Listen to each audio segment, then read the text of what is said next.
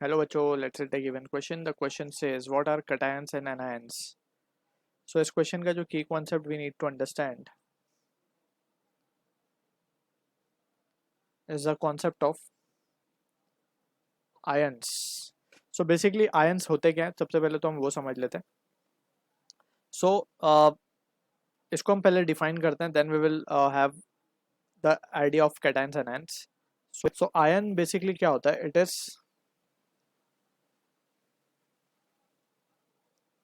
the atom या फिर molecule having some net charge. ठीक है ना कुछ चार्ज होगा इसके ऊपर, उसे हम कहते हैं आयंस. अब चार्ज अगर पॉजिटिव है तो ऐसे को हम कहते हैं कैटायंस, ऐसे एटम को या ऐसे मॉलिक्यूल को हम कैटायंस कहते हैं. अगर उसके ऊपर नेट चार्ज नेगेटिव है तो ऐसे को हम कहते हैं एनायंस. ठीक है ना, नेट चार्ज की बात कर रहे हैं हम. तो इस तरीके से आयंस आर डिफाइंड. अब कैटायंस एक्चुअली क्या है, तो कैटायंस की अब हम बात करेंगे. So it is the positively charged ion, positively charged ion. Anion क्या हो गया? Anions are, it is negatively charged ion, it is the negatively charged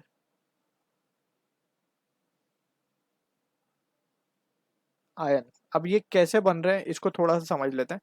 atom जो होता है basically, atom is electrically neutral. Atoms are electrically neutral. इसका मतलब ये है कि जितने उसमें पॉजिटिव चार्ज हैं उतने ही नेगेटिव चार्ज भी होते हैं. लेकिन लेट्स सपोज हमारे पास एक एटम है, कुछ इस तरीके से हम समझते हैं इसको. लेट्स सपोज एटम है, एटम में हमें पता है बीच में होता है न्यूक्लियस जिसमें पॉजिटिव चार्ज भरा हुआ है, प्रोटॉन, और इसके अराउंड कौन घूमते हैं? Electrons are revolving. ठीक है. अब इसमें लेट से हमारे पास दो इलेक्ट्रॉन है, तो दो ही प्रोटॉन इसके न्यूक्लियस में होंगे. ठीक है. अब इसमें से क्या होता है, एक इलेक्ट्रॉन अगर निकल जाए, अगर एक इलेक्ट्रॉन निकल गया तो इसमें अब कौन डोमिनेट करने लगा? पॉजिटिव चार्ज इसमें डोमिनेट करने लगा.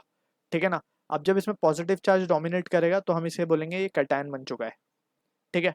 अब दूसरा एग्जांपल अगर हम समझे, लेट सपोज ये दूसरा कोई एटम है.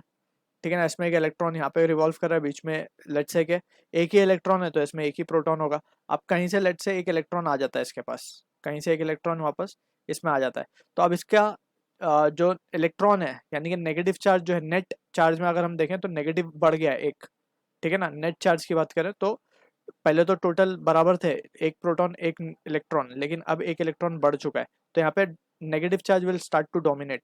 तो ऐसे केस में हम बोलेंगे कि ये एनायन बन चुका है. So this is how we can explain the things. So these are cations and anions. So I hope you understood the solution. All the best.